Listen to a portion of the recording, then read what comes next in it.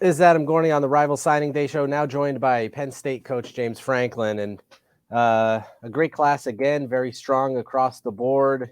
But before we get to that, I want to say one thing. You need to stop winning so much because I'm a Pennsylvania guy, went to Penn State. My wife doesn't really believe me, and every time you come out here to play the Rose Bowl, I have to go to the Under Armour game. So what do you have to say about that? Yeah, I don't know if that's a great solution for either one of us, to be honest with you.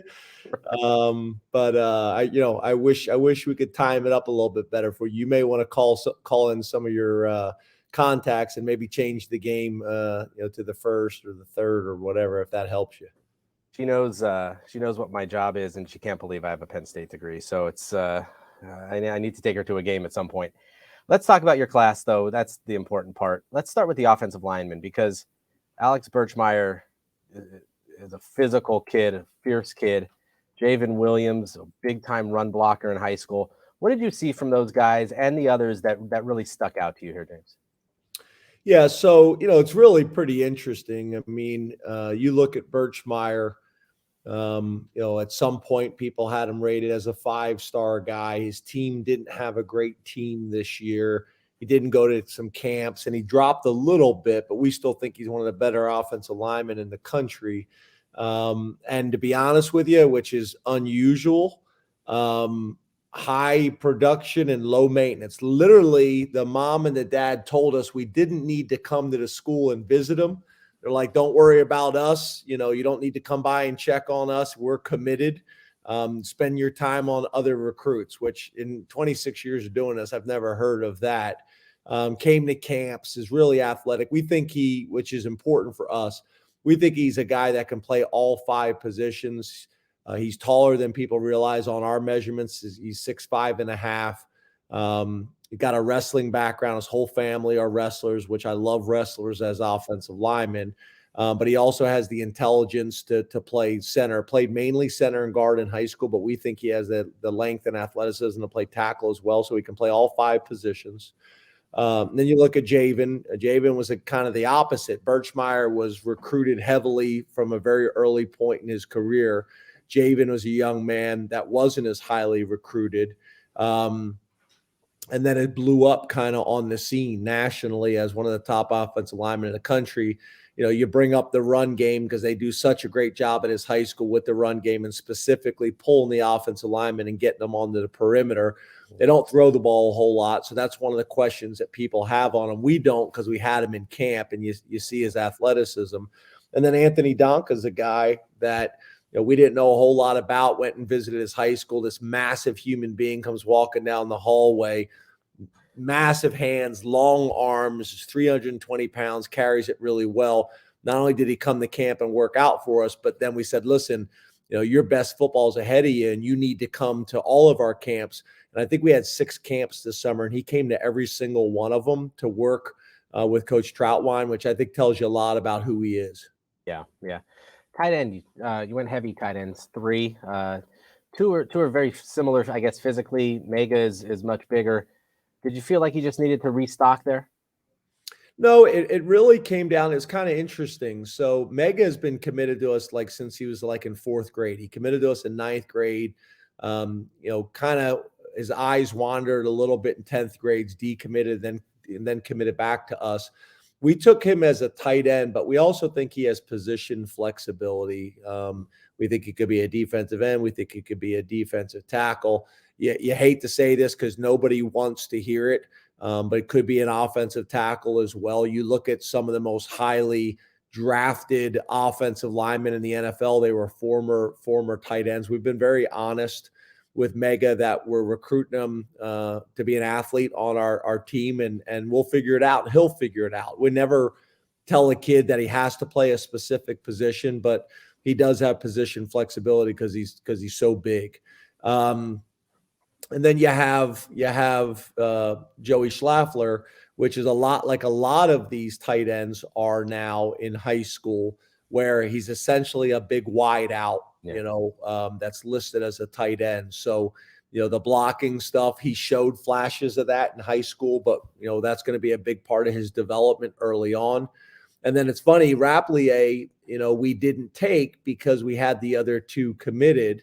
And then we just said, this guy's too good to turn down. He was committed to another school and then switched back to us, which is where he originally wanted to commit to. He's probably the most complete tight end right now, because you see examples of him blocking as a traditional tight end and as a wide receiver. And for us, that's how we like to use our tight ends. A lot of tight ends across the country right now are mainly like big wideouts, and we like to use them as true tight ends and do both in the pass game and run game. One of the guys we saw at Alabama Mississippi All-Star game, and Selma, Alabama is not exactly Penn State recruiting territory, but almost just way too good to pass up. And credit to you guys for getting him in early and keeping him. Dakari Nelson, what do you see from him, and just how special could he be down the line? Yeah, we love him. I mean, he is big. If you haven't seen him in person, I mean, he's big. I mean, he's all of 6'3" on our measurements, barefoot. Mom and dad are awesome. Dad is principal of the school, so he's got the academic background. And then you watch him, in the All-Star game, shoot, they were playing him at corner, and he looked like he could possibly play corner. I mean, that's how athletic he is. Playmaker. You're right, Selma, Alabama. I think some of the maybe the challenges that Auburn was going through probably helped us. Mhm. There was one less school in the state that was kind of coming after him hot and heavy. But Coach Poindexter did a great job, had a really good relationship with the family, and they came on a visit and loved it. And it was far for them, but they just felt like, it was the right fit. And we were able to hold on to him throughout the process. And he's an awesome kid and got an awesome family. So, he's really a Penn State kid in terms of the type of kids academically, athletically, and then also the families they come from. I think he's going to fit in really well in our locker room. Yeah, certainly doesn't hurt when you go down there and win in Jordan-Hare. So last kid that we want to talk about in LBU, obviously a linebacker tradition there, Tony Rojas. This is a kid who's kind of shot up our charts, and the more we see him, the more we like him. What do you like about him? What did you see early on that said, this is a kid that we're going to get in the summer and get him committed here? Yeah, we love really all three of the linebackers. We got Kavion Keys, we got Late. Tamir's a guy that a lot of people aren't talking about now because he got hurt his senior year and didn't play. But before that, everybody was talking about him. But you're right. Tony Rojas had an unbelievable year, not only at tailback, but also at running back. I love guys like that where my running backs coach is like, hey, I'd be interested in him as well. To me, the more guys that we can recruit that have position flexibility on either side of the ball, the better we're going to be. But you talk about a guy that has tremendous upside and growth potential. He's over 6'2" on our measurements, can impact the game in a lot of different ways. And, we don't really necessarily like to recruit Mike linebackers. We like to recruit guys that we think can play outside linebacker, then eventually grow into the Mike. But we think he could be a 3 linebacker player for us. He could play the field backer for us, which is the Sam. He could play the middle linebacker as he continues to grow in our program, but then also play the boundary backer, which is our Will. We're excited about his future. We had pretty good success last year, with Abdul Carter, who played really well for us as a true freshman, was a freshman All-American, and we think we're continuing to build and restock that position. In closing here, James, the passing of Franco Harris this morning, how unfortunate for the program. What did he mean to Penn State football and football really in the state of Pennsylvania?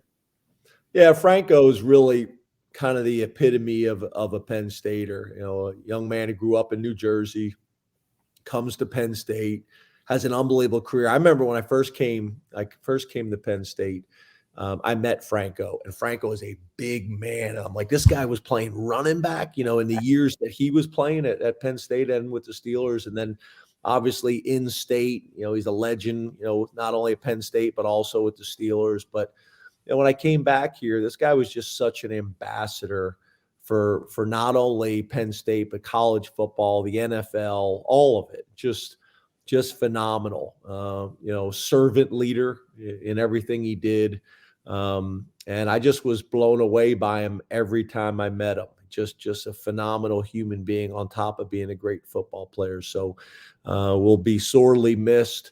We heard something this morning, but obviously you don't want to rush and be the first to put a statement out and things like that. We want to make sure and be respectful of the family. But obviously it's a huge loss, and our thoughts and prayers and support go to the family, and we're there to do whatever we can to support them through these challenging times. That is Penn State coach James Franklin. Thanks for joining us today, James. Thanks, Adam. Appreciate you, buddy. Okay, see you.